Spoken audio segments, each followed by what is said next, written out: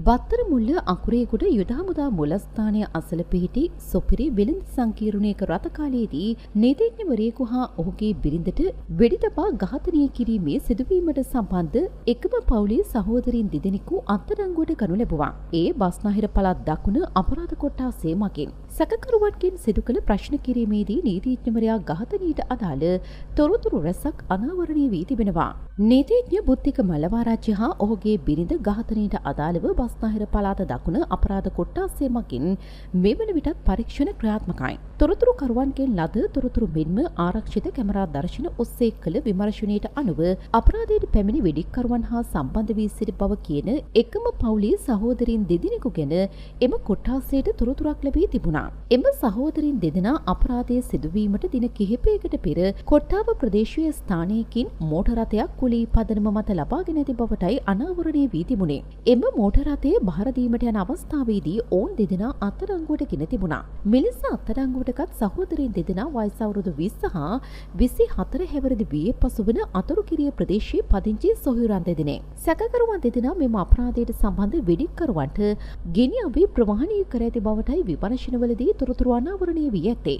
සැකකරුවන්ගෙන් සිදු කළ ප්‍රශ්න කිරීමේදී ප්‍රකාශ කර ඇත්තේ විදේශගත වී සිටින සංවිධානාත්මක අපරාධකරුවන් වෙන්ව මාත්‍රාව ජාවාරම් කරුවන් දෙදෙනෙකු වන මෝදර නිපුණ හා ඔහුගේ මස්සිනා වන තරඳ මදුසංක හෙවත් ටුටු නැමැත්තාගේ උපදෙස් මත ඝාතනයට යොදාගත් ගිනියාවේ ප්‍රවාහනය කළ බවයි. සැකකාර සහෝදරයන් දෙදෙනා මෝදර නිපුණගේ හා ටුටු නැමැත්තාගේ මද්‍රව්‍ය මෙරට අලෙවි කරන පුද්ගලින් බවටද අනාවරණය වී තිබෙනවා. ඔවුන් දෙදෙනා මාත්‍රාවේ භාවිතයට දැඩි ලෙස ඇබ්බැහි වූවන් බවයි පොලිසිය ප්‍රකාශ කළේ. නීතිඥවරයා ඝාතනය කිරීමට දින කිහිපයකට පෙර ටුටු නැමැත්තා වෙසින් මෙම සහෝදරයන් දෙදෙනාගෙන් එක් අයෙකු වෙත දුරකථන ඇමතුමක් ලබා දී තිබෙනවා.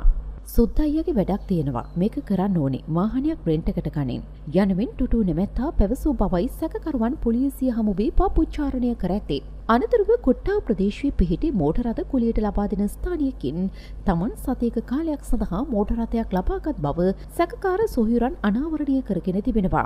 පසුව වෙඩික්කරුවන් දෙදෙනාගෙන් අයෙකු නවාතැන්ගෙන සිටි පන්නිපිටියේ පිහිටි නවාතැන්පලකට ගොස් ඔහුට අයිස් මාත්‍රාව හා අවශ්‍ය ආහාර පාන ලබා දුන් බවයි සැකකරුවන් ප්‍රකාශ කර ඇත්තේ.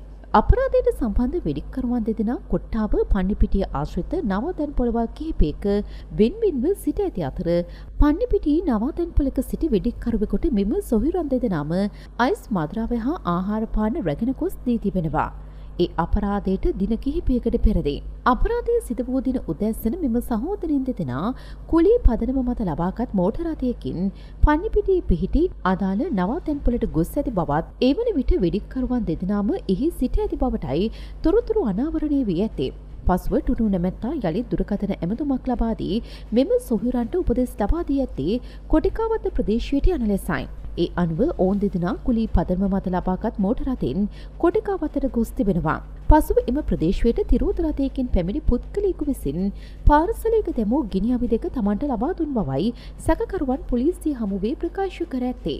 ගිනි අවි දෙක ලබා ගැනීමෙන් අනතුරුව ටුටු නැමැත්තා සැකකාර සොහොයුරන් දෙදෙනාට පවසා තිබුණේ අකුරේගොඩ සුපිරි වෙළඳසැලක් ආසන්නයේ ස්ථානයක මෝටර රථයක් නවතා ඇති බවයි. එහි සිටි පිරිසට ගිනි අවි දෙක ලබා දෙන්නේද ටුටු ප්‍රකාශ කර තිබුණා. ඒ අනුව සැකකරුවන් දෙදෙනා විසින් කුලී පදනම මත ලබාගත් මෝටර රථයෙන්ම අදාළ ස්ථානයට ගොස් ඇති අතර එම ගිනි අවි දෙක මෝටර රථයේ සිටි පිරිසට බහර දී තිබෙනවා. එම රථයේ සිටි පිරිස උන්ට පවසා ඇත්තේ බත්තර මුල්ල රොබර්ට් ගුණවර්ධන මාර්ගයේ දෙසින් තවත් සුළු වේලාවකින් නීතිඥවරයා පැමිණෙන බවයි. ඒ අනුව නීතිඥවරයාගේ වාහනයේ අංකයේද මෙම සොහොයුරන්ට ලබා දී තිබෙනවා. රොබර්ට් ගුණවර්ධන මාවත ඔස්සේ ගොස් නීතිඥවරයා පැමිණෙන්නේදැයි ඔත්තු බලා තමන්ට දැනුම් දෙන ලෙසයි එම පිරිස ප්‍රකාශ කර ඇත්තේ. ඒ අනුව අදාළ මාර්ගයේ දෙසට මෙම සොහොයුරන් දෙදෙනා ගොස් තිබුණා. මද වේලාවකින් ඔවුන් දෙදෙනා දැක ඇත්තේ නීතිඥවරයාගේ වාහනය එම ස්ථානයෙන් ගමන් කරන ආකාරයයි. ඒ පිළිබඳව මෙම සහෝදරින් දෙදෙනා සුපිරි වෙළඳ සංකීර්ණ ආසන්නයේ මෝටර රථයේ සිටි පිරිසට දැනුම් දී තිබෙනවා. පසුව මෝටර රථයේ සිටි පිරිස විසින් මෙම වෙඩි තැබීම සිදු කර ඇති බවටයි සොහොයුරන් ප්‍රකාශ කර ඇත්තේ. අනතුරුව සොහොයුරන් දෙදෙනා සිය කුලී මෝටර රථයෙන් හෝකතර දෙසින් ඔවුන් පදිංචි වී සිටි අතුරුකිරිය ප්‍රදේශයේ නිවසට ගොස් තිබෙනවා. කිසිවෙකුටත් සැක නොසිතන අයුරින් ඔවුන් දෙදෙනා එහි රැඳී සිට ඇති බවයි වාර්තා වන්නේ. තරුණින් දෙදෙනා ඝාතනය පිළිබඳව පෙර සිටම දැනගෙන සිට ඇති බවද බස්නාහිර පළාත් දකුණු දිස අපරාධ කොට්ටාසයේ සිදු කළ විමර්ශනවලදී අනාවරණය වී තිබෙනවා. ඝාතනයට ලක් වූ නීතිඥවරයා දිනපතා බත්තර මුල්ලේ පිහිටි ඔහුගේ බිරිඳගේ සේවාස්ථානයට ගොස් ඇයද රැගෙන එකම මාර්ගයක එකම වේලාවකදී ගමන් කරන බවටයි ඝාතනය මෙහි වූ පිරිස දැනගෙන ඇත්තේ. ඝාතනයට ලක් වූ නීතිඥවරයා කරන්දිනිය සුද්දා සමගින් සමීපව කටයුතු කරමින් සුද්දාගේ පාර්ශවයේ නීති කටයුතු සිදු කර තිබෙනවා. ඒ කාලයකට ඉහතදී පසුව සුද්දාගේ ප්‍රතිවාදී පාතාල කල්ලි නායකයෙකු වන ලොකුපැටියගේ පාර්ශවයේ නීති කටයුතු සිදු කර තිබෙනවා. සුරේන්ද්‍ර වසන්ත පෙරේරා නොහොත් ක්ලබ් වසන්ත ඝාතනයේ මෙහි වූ බවට චෝදනා එල්ලවන්නේද ලොකුපැටියටයි. ක්ලබ් වසන්ත ඝාතනය සඳහාද මෙම නීතිඥවරයා පෙනී සිට තිබෙනවා. ඝාතනය සිදු වූ පසුගිය 13 වනදාද ක්ලබ් වසන්ත ඝාතන නඩුව කඩුවෙල මහේස්ත්‍රාත් අධිකරණය හමු වී විභාගයට ගෙන ඇති බවයි වාර්තා වන්නේ. එදිනද මෙම නීතිඥවරයා එම නඩුව වෙනුවෙන් පෙනී සිට තිබෙනවා. ලොකුපැටිය අත්අඩංගුවට කනු ලැබුවේ බෙලරුස් රාජ්‍යයේදී. ඔහු මෙරටට රැගෙනීමෙන් අනතුරුව බස්නාහිර උතුර අපරාධ කොට්ටාසයේ හමුවට මොහු බහර දී තිබුණා. එම අවස්ථාවේදී මෙම නීතිඥවරයා බස්නාහිර උතුර අපරාධ කොට්ටාසයේ හමුවට පැමිණ ලොකුපැටිය වෙනුවෙන් නීතිඥ උපදෙස් ලබා දී ඇති බවයි වාර්තා වන්නේ. එන්මින්ම වසර 5ක පමණ කාලයක සිට මෙම නීතිඥවරයා අපරාධකරුවන් හා මාත්‍රාවේ ජාවාරම් වෙනුවෙන් සී නීතිමය උපදෙස් ලබා දී ඇති බවටද තොරතුරු අනාවරණය වී තිබෙනවා. සැකකරුවන් අත්අඩංගුවටගත් අවස්ථාවන් වලදී පොලිසියට හා බන්ධනාගාරවලටම ගොස් මෙම නීතිඥවරයා නීති උපදෙස් ලබා දී ඇති බවයි වාර්තා වන්නේ. ඒ අනුව බොහෝ දෙනෙකුගේ අප්‍රසාදයටද මෙම නීතිඥවරයා ලක් වී තිබුණා. තමන්ගේ තොරතුරු ලොකුපැටියට ලබා දී ඇතැයි යන සැකය මත කරන්දිනිය සුද්දා විසින්ම මෙම ඝාතනය කරවා ඇති බවටයි පොලිසිය සැකපල කරන්නේ. දකුණේ සංවිධානාත්මක අපරාධකරුවන් දෙදෙනෙකු වන කරන්දිනිය සුද්දා හා ලොකුපැටියගේ පාර්ශවයන් එකිනෙකාට විරුද්ධව මේ වන විට අපරාධ රැසක් සිදු කර ඇති අතර ඒ හේතුවෙන් විශාල පිරිසක් ඝාතනයට ලක් වී තිබෙනවා. මීට මාස කිහිපයකට පෙර කරන්දිනිය සුද්දාගේ මස්සිනා වන මිරන්ත වර්ෂවිතාන නැමැත්තා ඝාතනය කළා. එම ඝාතනය මෙහි වූවේද ලොකුපැටිය බවයි පොලිස් විමර්ශනවලදී අනාවරණය වුණේ. කරන්දිනිය සුද්දාගේ මස්සිනා වූ මිරන්ත වර්ෂවිතාන ඝාතනය කරන්දිනිය සුද්දා අතින් මෙරුම් කෑ මහදුර නලින්ගේ පුතුන් විසින් මෙහෙයවා ඇති බවට ප්‍රථමින් වාර්තා වුණා. ඊට අදාළව මහදුර නලින්ගේ එක් පුතෙකු වන ඉසුරු නැමැත්තාද අත්අඩංගුවට පත් වුණා. අනෙක් පුද්ගලයා විදේශ රටකට පැන ගොස් තිබුණා. පසුව අනාවරණය වුණේ ලොකුපැටිය ඇතුළු පාර්ශව කිහිපයක් ඉසුරුද යොදාගෙන කරන්දිනිය සුද්දාගේ මස්සිනා ඝාතනය මෙහෙයවා තිබූ බවයි.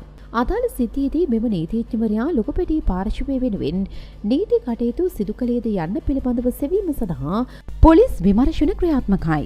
පසුගිය මාස 6ක පමණ කාලයේදී අම්බලන්ගොඩ බටපොළ මීටියාගොඩ බද්දේකම ආදී ප්‍රදේශයන් ඉලක්ක කරගනිමින් සිදු කළ ඝාතන රැසකට හේතු වී තිබුණේද කරන්දිනිය සුද්දා හා අහංගලී ලොකුපැටියගේ පාතාල බල අර්ගලයයි. 2011 වසරේදී කරන්දිනියේ හිත හොඳ දොස්තර ඝාතනය, මහජන සෞඛ්‍ය පරීක්ෂක සංගමේ සභාපති රොෂාන් කුමාර විතානච්චි ඝාතනය, කීර්තිමත් පොලිස් නිලධාරියෙකු වූ පොලිස් පරීක්ෂක බාලේන්ද්‍ර සිංහ ඝාතනය හා ගාල්ල බන්ධනාගාරයේ හිටපු අධිකාරී ඝාතනය ඇතුළු මිනීමැරුම් රැසක්ම මෙහෙයවා තිබුණේ කරන්දිනිය සුද්දා විසින්.